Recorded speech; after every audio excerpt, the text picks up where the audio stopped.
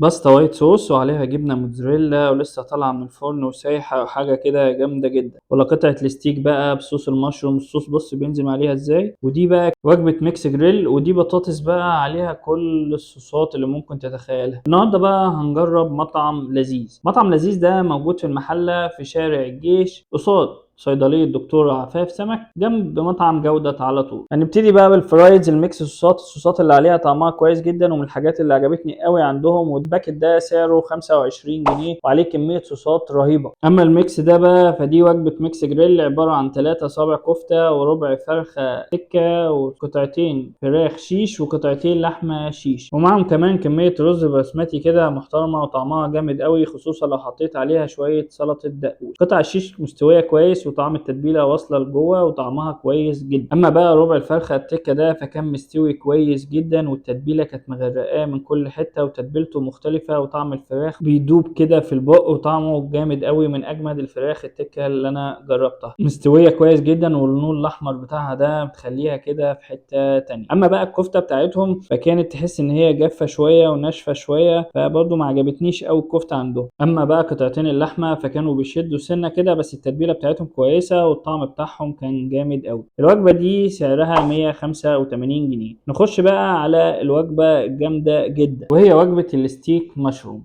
وبتبقى عبارة عن شرايح لحمة ستيك وعليها مشروم، وكل ده غرقان في الصوص اللي هو البراون صوص ده جامد قوي. الوجبة دي يا إما بيجي معاها رز بسمتي أو خضار سوتيه أو باستا وايت صوص بالموتزاريلا زي اللي أنا طلبتها دي. قلت أجيب من عندهم بقى الباستا دي عشان نجربها بالمرة، لأن إحنا كده كده جربنا الرز في وجبة الميكس جريل. الباستا عندهم بصراحة جامدة قوي، والجبن عندهم بتشد كده وكويسة، والكواليتي بتاع الصوص نفسه عالية قوي. الوجبة دي سعرها 145 جنيه. نخش بقى على المشروم ده. المشروم ده كان مشروم فريش وكان طعمه جامد قوي خصوصا بالصوص اللي محطوط عليه. اما بقى قطع الستيك فزي ما انت شايف كده مستويه ودايبه، والصوص كده مغرقها ومستويه فيه، وحاجه كده جامده قوي. تيجي تاخد منها حته كده تحس ان هي بتدوب كده ومستويه قوي، ودي احسن حاجه انا جربتها عندهم. كان عندهم حاجات كتير قوي بس احنا كنا في اجازه العيد بقى كده وكان عندهم زحمه. كنت عايز اجرب حاجه عندهم اسمها كونو كده، بتبقى عباره عن بطاطس وعليها كميه صوصات برضو كتير، بس لقيتها مش متوفره في الوقت اللي انا كنت فيه هناك. وبكده تكون انتهت تجربتنا النهارده في مطعم لذيذ. اشوفكم في فيديو جديد وتجربة جديدة.